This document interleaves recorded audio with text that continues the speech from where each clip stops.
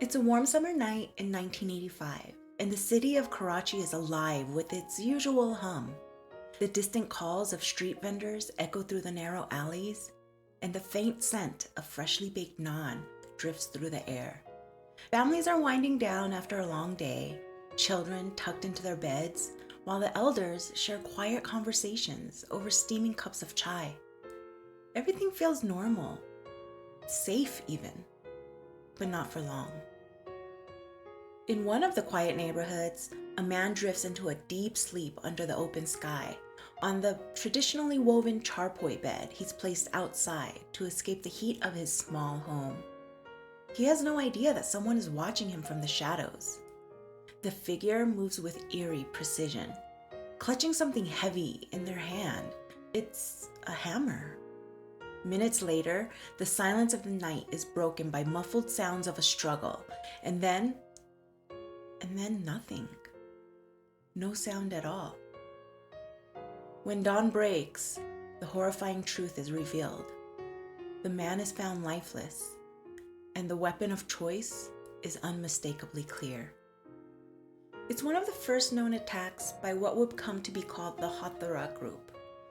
The English translation would be the Hammer Group, a name that, even now, decades later, sends shivers down the spines of those who lived in Karachi and Hyderabad during those dark and terrifying nights. And so the stage was set for a city gripped by fear. Those nights in Karachi and Hyderabad were like the calm before a storm, uneasy and heavy with an unspoken tension that settled into every dark corner. The cities became the backdrop for an unfolding terror, a chilling tale that would haunt their streets and linger in the memories of those who lived through it. So here's what we know. The Hathora Group, even just saying their name makes my stomach twist all up. But they emerged out of nowhere in the mid-1980s. They were targeting the unsuspecting cities of Karachi and Hyderabad. And now, before I go any further, let me just clarify. While Hyderabad is a widely recognized city in India, there's also a Hyderabad in Pakistan, and that's the one we're talking about today. It's located in the southern Sindh province near the Indus River. And during this time of fear and uncertainty, life in these cities carried a somewhat strange rhythm. The days were bustling, full of energy and the usual chaos of urban life. Markets alive with chatter, children playing cricket in every available nook, and tea stalls overflowing with laughter and conversations. But at night, an uneasy stillness would settle. Streets emptied, shutters closed earlier than usual, and people huddled indoors, hoping to outlast the fear that gripped their lives. Even the comforting glow of streetlights seemed a bit dimmer, as if the cities themselves were holding their breath, waiting for something dreadful to happen. And then, bam! Like something straight out of a nightmare, the Hathora Group descended. And their weapon of choice? Well, not a gun, and not a knife, but a hammer. Isn't there something deeply sinister about that?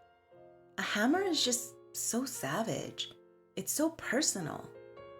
I mean, it's not designed for harm, which is what makes it all the more terrifying. A tool that sits innocently in your home until it's wielded as an instrument of dread. They didn't need elaborate weapons to send entire cities spiraling into fear. They took something mundane, something ordinary, and turned it into a symbol of pure hate. I want you to understand that before the attacks, these two cities were known for their liveliness and vibrancy. There was a real pulse to the cities and a rhythm that never truly stopped, no matter the hour. I mean, even in the middle of the night, you could hear vendors calling out in the bazaars, rickshaws honking, and laughter echoing from gatherings. But seemingly overnight, it all transitioned. The streets fell silent and eerily still. People would double lock their doors and windows, and they would whisper and pray and hope that tonight isn't the night.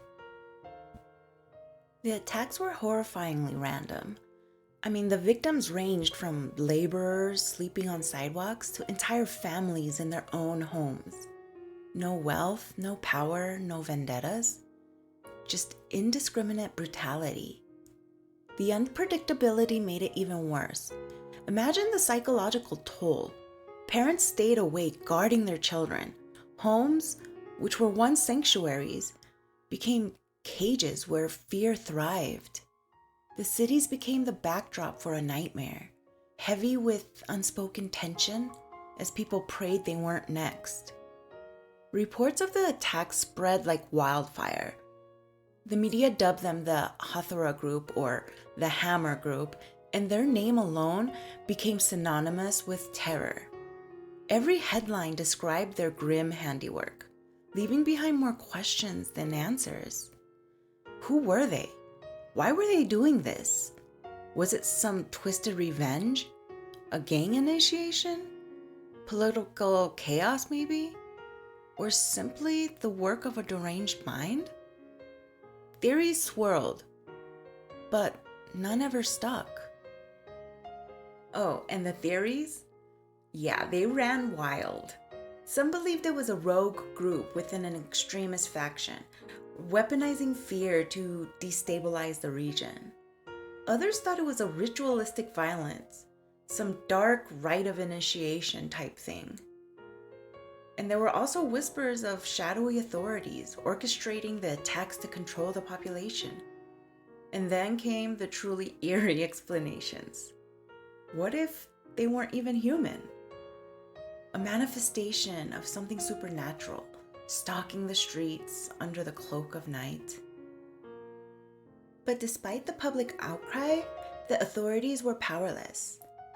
I mean, checkpoints were set up, patrols increased, citizens were told to stay vigilant, yet the Hathora Group was always one step ahead. Like ghosts, they struck without warning and vanished before anyone could catch a glimpse. There were stories of shadowy figures slipping into narrow alleys or scaling rooftops. And others believed that the attackers used disguises to blend into the crowd, hiding in plain sight. And then, as quickly as the terror began, it just stopped. Just like that. One day, the cities were held hostage by fear, and the next, the Hathora Group was gone. No arrests, no confessions, no answers. Their sudden disappearance made the story even more haunting. They didn't just fade away, they slipped into the realm of urban legend. In the years that followed, the Hathora Group became a grim chapter in Pakistan's history. Parents told their children tales of the hammer-wielding ghosts just to keep them home after dark. Over time, the hammer itself became a symbol of fear, stripped of its practical innocence. But the story remains maddeningly incomplete. No faces, no motives, just the lingering echoes of what they left behind.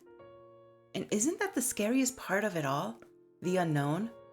We're left with fragments, a series of brutal attacks, a city paralyzed by fear, and a group that disappeared like smoke. No motive, no identity, nothing. Just silence where the answers should be. But you know what's not a mystery? My Mehndi project for the night. Completely finished. Well, thank you for watching and listening, and I'll see you in the next one. Bye.